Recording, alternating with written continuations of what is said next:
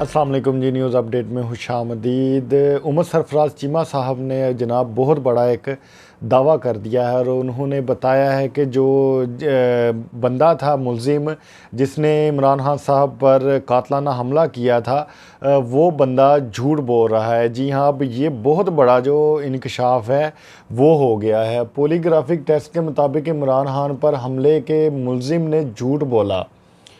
Machine दाखिला पंजाब और तहरीक इंसाफ के रहनुमा उमर सरफराज चीमा ने दावा किया है कि इमरान खान पर हमले के वक्त एक से ज़ायद शूटर मौजूद थे। ये बहुत बड़ी जनाब ख़बर है।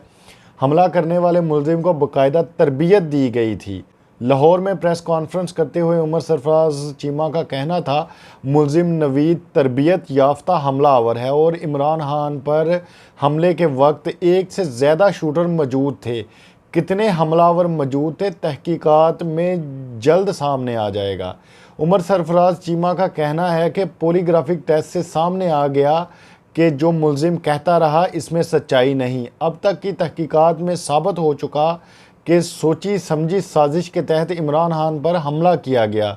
पॉलीग्राफिक टेस्ट के मुताबिक मुलजिम ने कुछ झूठ बोले। मुलजिम से पूछा गया कि आपने तरबियत हासिल की तो टेस्ट में रेटिंग माइनस में थी। उमर सरफराज चीमा ने कहा कि लॉन्ग मार्च रोकने के लिए हमें धमकियां दी गईं। हुकूमत की तरफ से इमरान खान पर हमले की मजम्मत नहीं की गई। नून लीग के रहनुमा JIT के सामने पेश नहीं हुए। हमारा मुतालबा है कि JIT से तावन किया जाए। मशीर दाखिला पंजाब ने मज़ीद कहा कि तहकीकात के बाद ही पता चला कि मुलजिम अकेला नहीं था। मुलजिम नवीद लाहौर से रवाना हुआ और 5 रोज़ बाद वज़ीराबाद पहुंचा। मुलज़म किसकी गोली का निशाना बना तहकीकात होना बाकी है, लेकिन एक बात तहकीकात में सामने आ चुकी है कि इमरान खान के गार्ड की गोली से हलाकत नहीं हुई। फोरेंसिक टेस्ट में सिक्योरिटी गार्ड्स का असला क्लियर हो चुका है।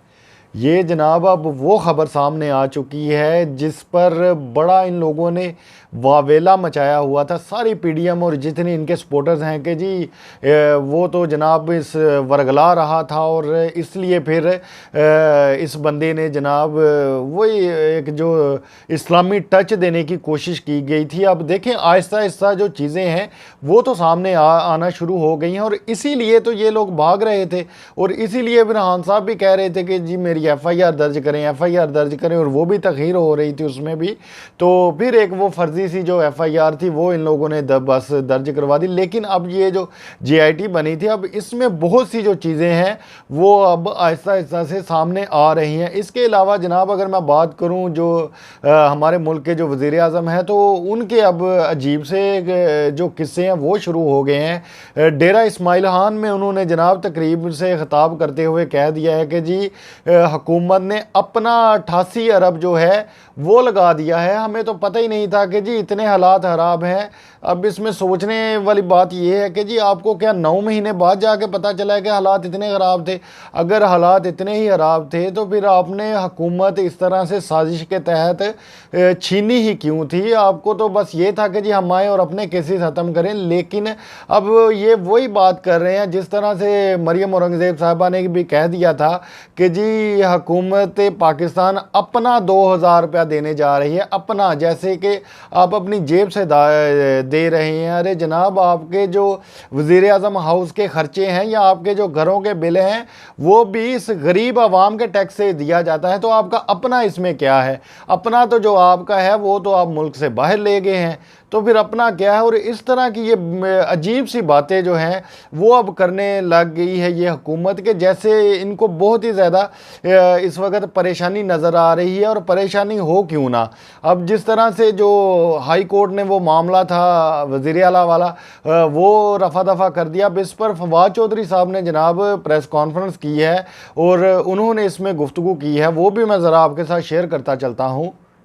पाकिस्तान तहरीक इंसाफ के रहनुमा फवाद चौधरी का कहना है कि मुस्लिम लीग नून के मेम्बरान भी हमारे साथ आना चाहते हैं। ले जनाब अब ये भी बहुत बड़ा जो इंकशाफ है वो हो गया। एक और जो इनके लिए बुरी खबर थी, जो बिजलियां हैं वो अब जनाब इन पर गिर पड़ी। जिन हलकों में PTI या काफली के उम्मीदवार नहीं होंगे वहाँ नून लीग से आने वालों पर गौर करेंगे। लाहौर में मीडिया से गुफ्तगू करते हुए फवाद चौधरी ने कहा कि 11 जनवरी से पहले एतमाद का वोट हासिल कर लेंगे। हम नेशनल इलेक्शन की तरफ बढ़ रहे हैं। हमारी उम्मीद है मार्च और अप्रैल इंतखाबात के महीने हैं। फवाद चौधरी ने कहा कि कल बलूचिस्तान में 8 धमाके हुए। 8 माह में दहशत गर्दी में 52% इजाफा हो गया। अब जनाब आप खुद अंदाज़ा कर लें कि इस वक्त हालात जो हैं वो किस कदर ख़राब हो चुके हैं कि 52% इजाफा हो चुका है। चलें ये तो एक साइड पे, और ये इसलिए सिर्फ हो रहा है क्योंकि इस वक्त हुकूमत का अपना ही वो ध्यान है कि जी हम किस तरह से बस इमरान खान को बस नाअहल करें और किसी तरीके से बस खान इलेक्शन में ना चले जाए, कहीं मुल्क इलेक्शन में ना चला जाए।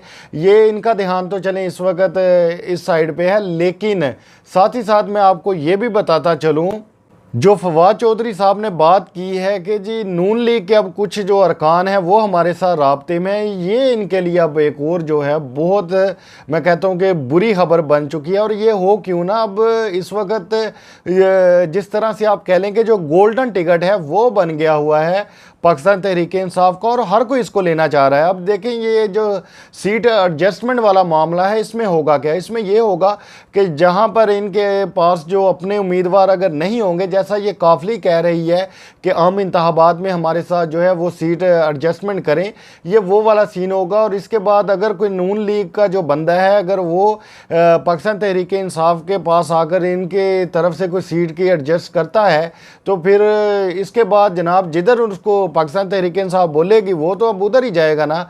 तो इस तरह से फिर ये भी अब नून लीग को कह लें या पीडीएम को कह लें, इनको अब बहुत बड़ा जो धचका है वो लगने वाला है एक और।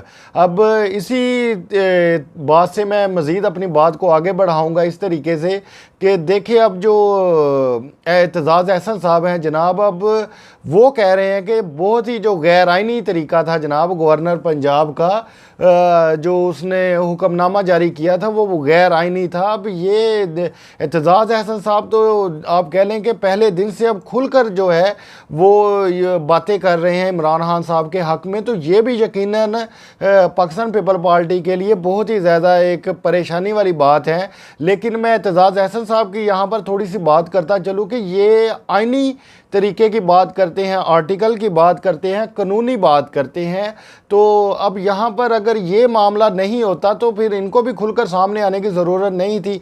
और अगर वाकई गवर्नर पंजाब का जो इक़दाम था अगर वो गैर आइनी ना होता तो फिर जनाब उसको तो हाई कोर्ट में भी रद्द हो जाना था। ये इनकी जो दरख्वास्त थी पाकिस्तान तहरीक इंसाफ की वो भी मुस्तरद हो जानी थी, लेकिन चूँकि वो फैसला गैर आइनी था इसलिए उनकी दरख्वास्त पर भी समाअत हुई और फिर उनके हक़ में भी फैसला आ गया। अब जिस तरह से फवाद चौधरी साहब कह रहे हैं कि जनाब हम अब 11 जनवरी से पहले पहले इत्मीनान का वोट हासिल करेंगे और फिर हम असम्बलियाँ तहलील कर देंगे, तो अब इस पर देखें अब हुकूमत जो है, हुकूमत को इस वक्त वही जो मैंने अपनी कल वाली वीडियो में भी बताया था कि अब आसफ जरदारी साहब अपने बैग पैक करके अब वापस चले गए हैं। अब इस वक्त हुकूमत को इनको जाती हुई साफ नज़र आ रही है, क्योंकि नवाज शरीफ साहब जो अपना रास्ता बनाना चाह रहे थे उनका रास्ता उस तरीके से अब बनता नज़र नहीं आ रहा। इसलिए अब हुकूमत की जो बुखलाहट है वो दिन ब दिन बढ़ती जा रही है। अगर आप इनकी न्यूज़ देखें, इनकी खबरें देखें या इनकी बातें सुने